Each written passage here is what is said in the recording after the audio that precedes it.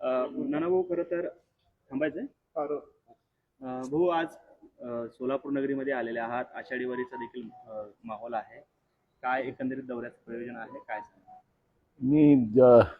आपल्याला लक्षात असेल की अकलूजला मी दरवर्षी तिथल्या रिंगणाच्या कार्यक्रमात येतोच.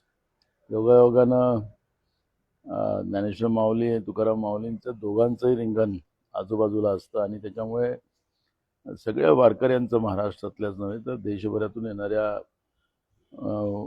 विराट वारकऱ्यांचा संप्रदाय त्या ठिकाणी पाहायला मिळतं. त्यांचा आशीर्वाद, त्यांचं प्रेम, या सगळ्या गोष्टी पाहायला मिळतात. आणि नंतर आपल्या महाराष्ट्राचं दैवत विठुरायाचं दर्शन घेऊन अशा पद्धतीचा हा माझा जवळपास कार्यक्रम असतो. आणि त्यामुळे यावेळेस माझ्या सगळ्या परिवारासोबत नातू, गाई सगळे बरोबर मी यावेळेस आलेलो आहोत. त्याच्यामुळे यावेळेची खरी वारी ही पारिवारिक आहे. भाऊ, खरं तर राज्यभरामध्ये आपल्याला पाहायला मिळते की निलेशचंद्र मुनी जे आहेत ते सातत्यानं टीका करताना पाहायला मिळत आहेत. आणि त्यांनी सोनम वांगचुक असेल किंवा राजकीय विषयांमध्ये सातत्यानं टीका करताना ते पाहायला मिळत आहेत. काय त्यांना सल्ला असणार आहे? बघा, कसं आहे की मी महाराष्ट्रातल्या माझं दैवत छत्रपती शिवाजी महाराज आहे. खरं तर जे संत असतात, संतांनी धर्माचं काम करायचं असतं आणि राज्यकर्त्यांनी राज्याचं काम करायचं असतं. त्याला छत्रपती शिवाजी महाराजांचं आपण सगळं इतिहास पाहिला तर तुम्हाला तेच पाहायला मिळत आहे. पण अलीकडे काही संत तर आता आपण पाहतोच आहे की अशोक खरातसारखेही संत खूप आपल्या महाराष्ट्रातच जन्माला आले आणि त्या संत व्यवस्थेलाच बदनाम करण्याचं काम केलं जात आहे.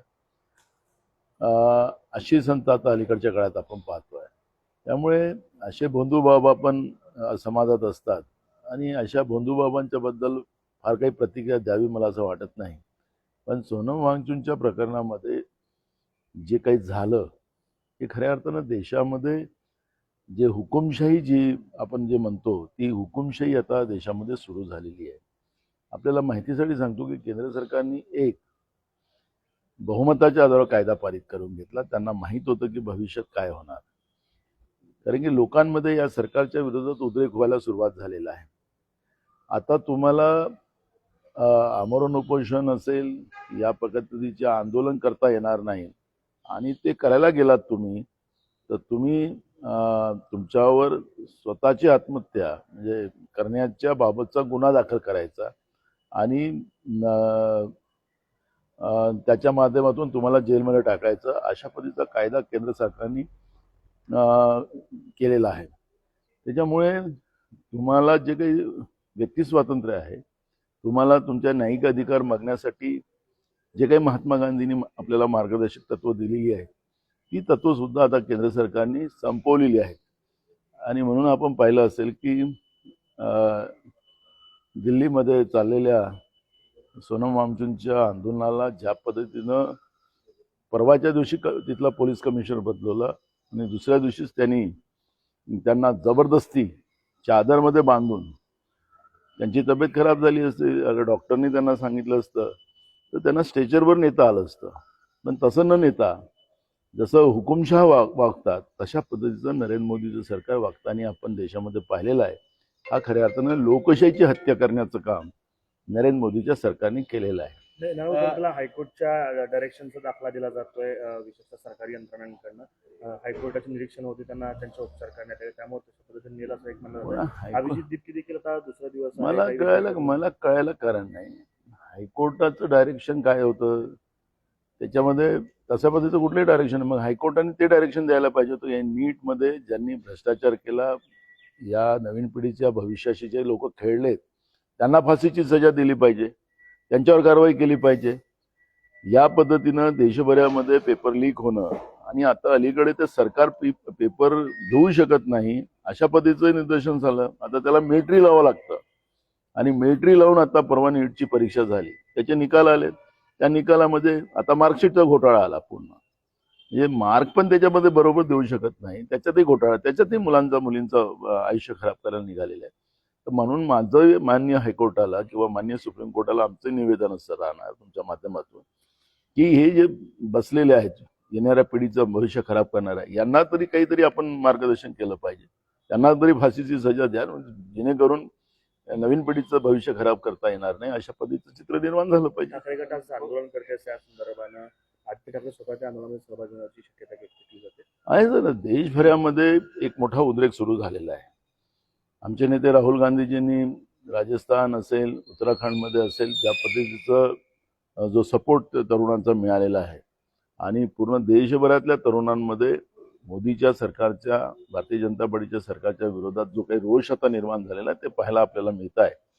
त्यामुळे अभिजित दिपके असेल, सोनम वांगचुक असेल, राहुल गांधीजी असतील, हे सगळे देशातली तरुण आता यांच्या मागे एकजुटलेले आहेत असं चित्र आपण पाहतोच. शिवसेनेच्या 6 खासदारांना आता विलिनीकरणाची त्या ठिकाणी परवानगी दिलेली आहे. अधिकृतरित्या ते लोकसभेचे खासदार म्हणून खरं तर लोकसभा मी अध्यक्षांनी दिलेला हा निर्णय. आपल्याला कोर्टावर टिप्पणी करता येत नाही, पण मी तुम्हाला एक सांगतो, लोकसभा अध्यक्षांनी मी सांगतो की माननीय सुप्रीम कोर्टाने महाराष्ट्राच्या राष्ट्रवादीचं विभाजन असेल किंवा शिवसेनेचं विभाजन ज्यावेळेस झालं त्याच्यामध्ये शेड्यूल 10 प्रमाणे त्यावेळेस कारवाई केली असती तर हे पाप करण्याचं संधी आत्ताचं काल झालेल्या शिवसेने जे उद्धव ठाकरेंचे खासदार होते त्या पद्धतीचा निर्णय घेण्याची भीती त्यांच्या मनात असते. पण त्या केसला डिले करत करत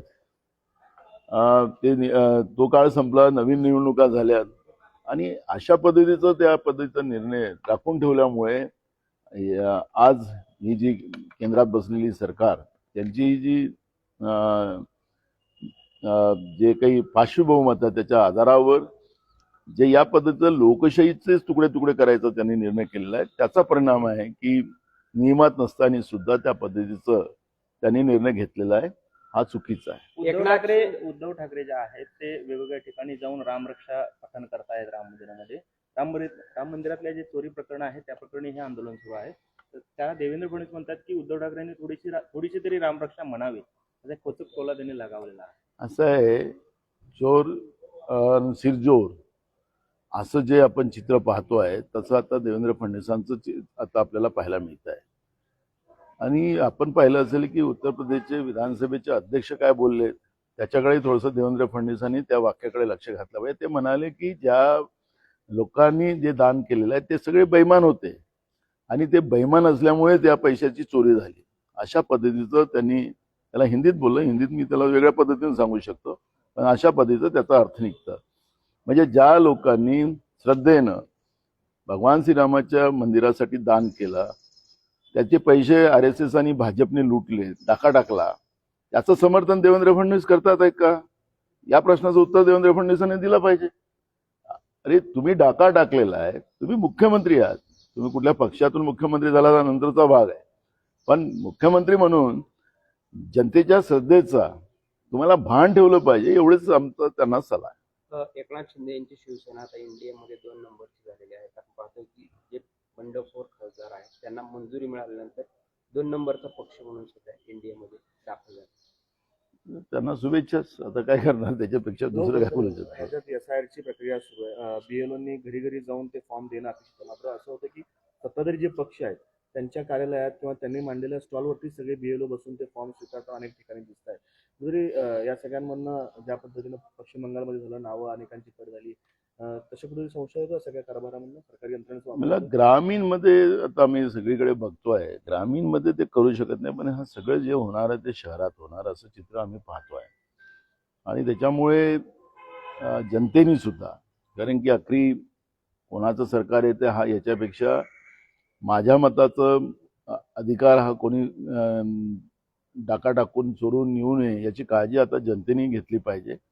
कारण की आमचा जो मताचा अधिकार असेल तरच आम्हाला लोकशाहीमध्ये नमस्कार आहे, नाही तर आपल्याला नमस्कार राहणार नाही.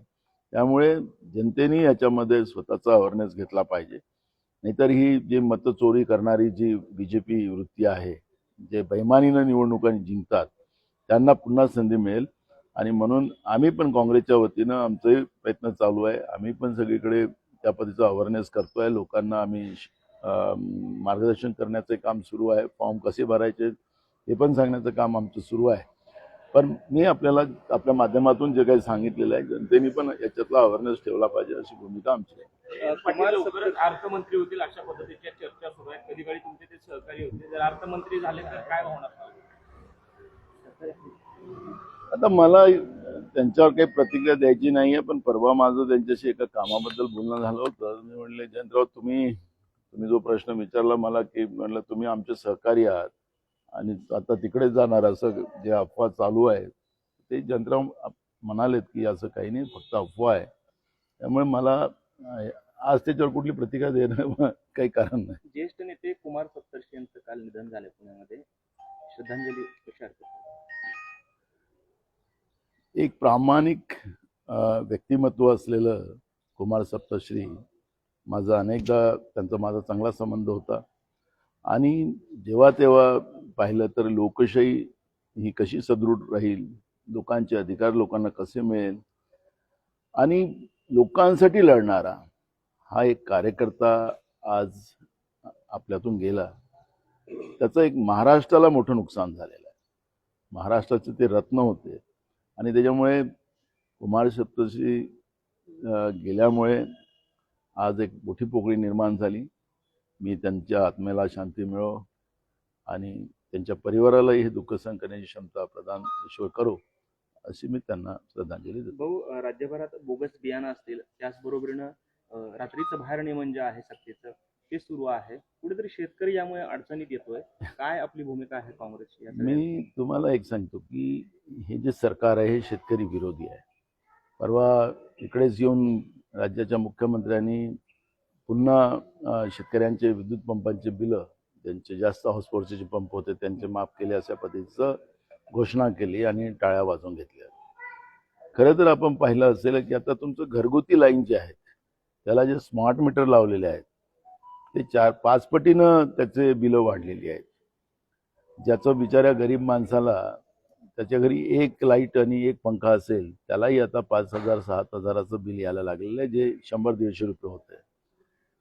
एकीकडे लुटायचं आणि 1 रुपया लुटायचं आणि 4 वाटायचे आणि त्याची शाबासकी घ्यायची, ही बैमानी व्यवस्था जी सत्तेमध्ये आहे, व्यापारी व्यवस्था जी सत्तेमध्ये आहे, त्याचा परिणाम पूर्ण लोक भोगतात आहेत.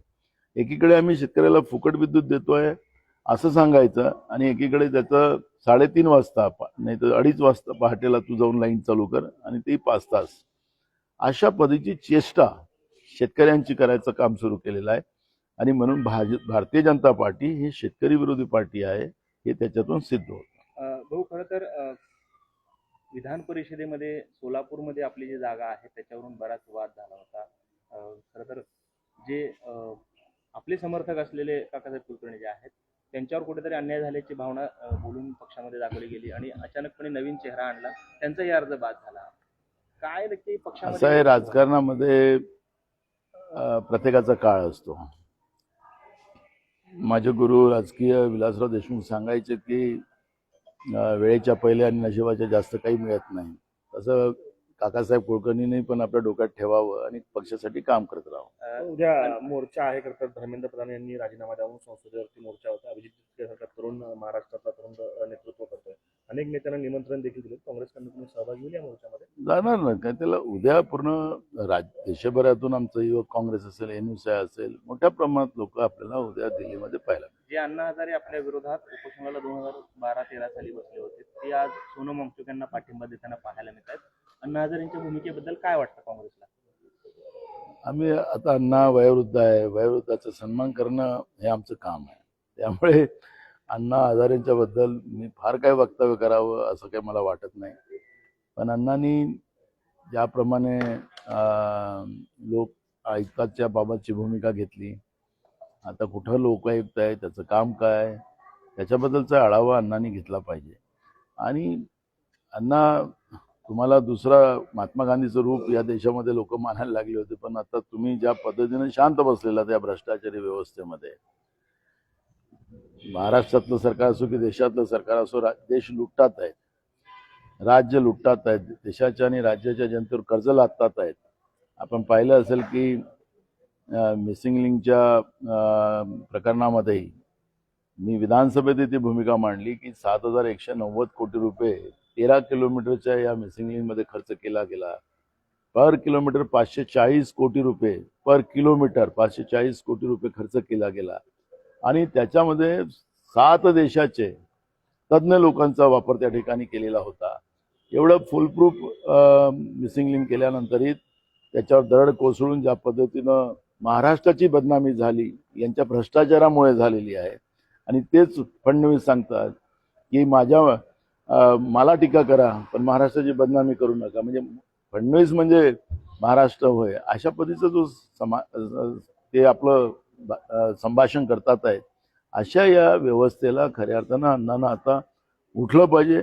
अण्णा उठा आणि जागा व्हा आणि अशा भ्रष्टाचारी व्यवस्थेला महाराष्ट्रातून देशातून हाकलण्यासाठी एक आपलं आंदोलन सुरू करा. आम्ही तुमच्यासोबत आहोत.